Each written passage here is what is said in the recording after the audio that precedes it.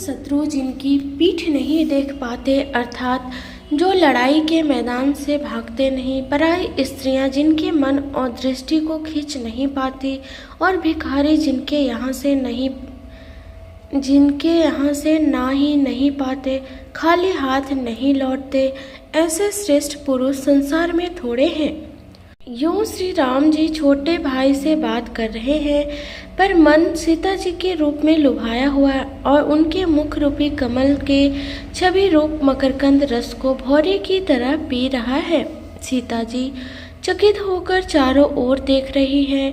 मन इस बात की चिंता कर रहा है कि राजकुमार कहाँ चले गए। बाल मृग नयनी, मृग के छौने की सी आंखें वाली सीता जी जहाँ दृष्टि डालती है, वहाँ मानो श्वेत कमलों की कतार बरस जाती है।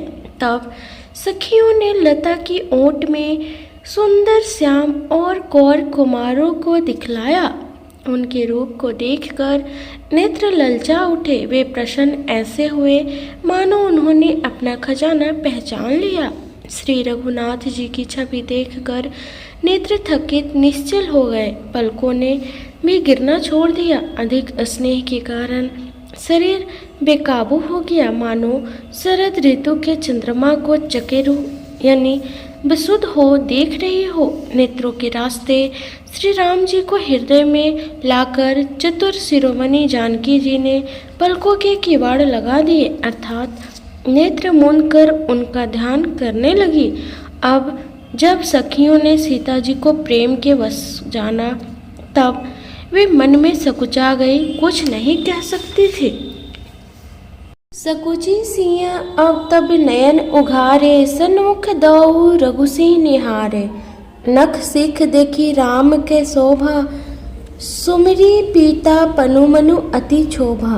अर्थात तब सीता जी ने सकुचाकर नेत्र खोले और रघुकुल के दोनों सिंहों को अपने सामने खड़े देखा।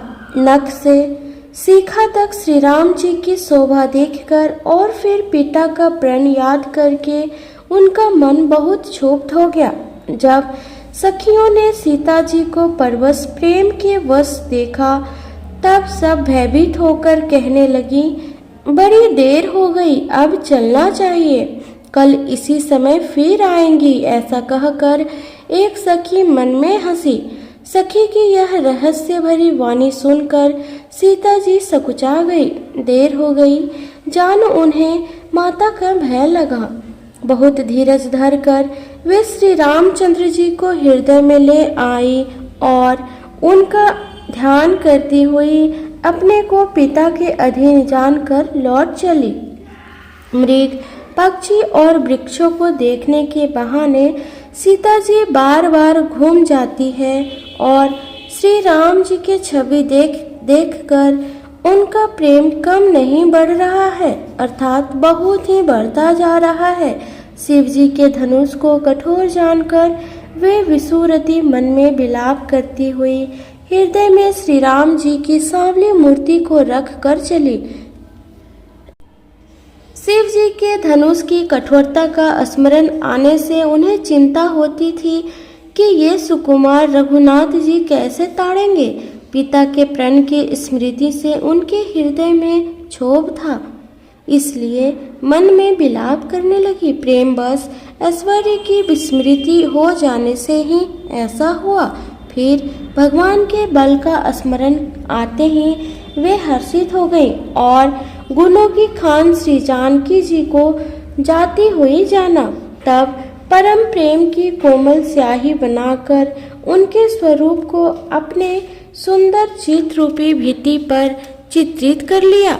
सीता जी पुनः भवानी जी के मंदिर में गई और उनके चरणों की वंदना करके हाथ जोड़कर बोली, हे श्रेष्ठ पर्वतों के राजा, हिमाचल की पुत्री पार्वती, आपकी जय हो, जय हो। हे महादेव जी की मुख रूपी चंद्रमा की ओर टकटकी लगाकर देखने वाले चकोरी, आपकी जय हो। हे हाथी के मुख वाले गणेश जी और 6 मुख वाले स्वामी कार्तिकी जी की माता, हे जगत जननी, हे बिजली की सी कांति युक्त शरीर वाली, आपकी जय हो। आपका ना आदि है, न मध्य है और न अंत है। आपके असीम प्रभाव को वेद भी नहीं जानते। आप संसार को उत्पन्न, पालन और नाश करने वाली है, विश्व को मोहित करने वाली और स्वतंत्र रूप से विहार करने वाली है।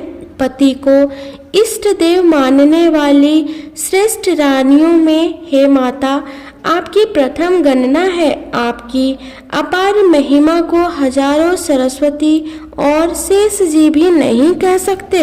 हे भक्तों को मुँह मांगा वर देने वाली, हे त्रिपुर के शत्रु शिव जी की प्रिय पत्नी, आपको सेवा करने से चारों फल सुलभ हो जाते हैं। हे देवी, आपके चरण कमलों की पूजा करके देवता, मनुष्य और मुनि सभी सुखी हो जाते हैं। मेरे मनोरथ को आप भली भांति जानती हैं, क्योंकि आप सदा सबके हृदय रूपी नगरी में निवास करती हैं। इसी कारण मैंने उसको प्रकट नहीं किया। ऐसा कहकर जानकी जी ने उनके चरण पकड़ लिए। गिरिजा जी ने सीता जी के विनय और प्रेम के वश में हो गई। उनके गले की माला खिसक पड़ी और मूर्ति मुस्कुराई।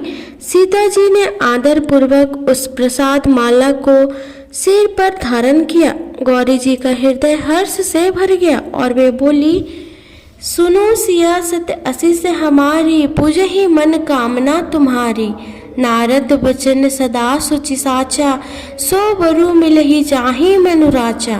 हे सीता, हमारी सच्ची असी सुनो, तुम्हारी मनकामना पूर्ण होगी। नारद जी का वचन सदा पवित्र, संशय, भ्रम आदि दोषों से रहित और सत्य है। जिसमें तुम्हारा मन अनुरक्त हो गया है वही वर तुमको मिलेगा। जिसमें तुम्हारा मन अनुरक्त हो गया है वही स्वभाव से ही सुंदर सांवला वर श्री रामचंद्र जी तुमको मिलेगा। वह दया का खजाना और सुजान सर्वज्ञ है, तुम्हारे शील और स्नेह को जानता है। इस प्रेम श्री गौरी जी का आशीर्वाद सुनकर जानकी जी समेत सब सखियां हृदय से हर्षित हुई। तुलसीदास जी कहते हैं, भवानी जी को बार बार पूजकर सीता जी प्रसन्न मन राजमहल को लौट चली। गौरी जी को अनुकूल जानकर सीता जी के हृदय को जो हर्ष हुआ वह कहा नहीं जा सकता। सुंदर मंगलों के मूल उनके बाएं अंग फड़कने लगे। हृदय में सीता जी के सौंदर्य की सराहना करते हुए दोनों भाई गुरु जी के पास गए।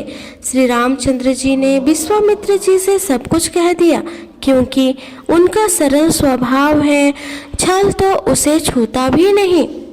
फूल पाकर मुनि पूजा की, फिर दोनों भाइयों को आशीर्वाद दिया कि तुम्हारे मनोरथ सफल हो।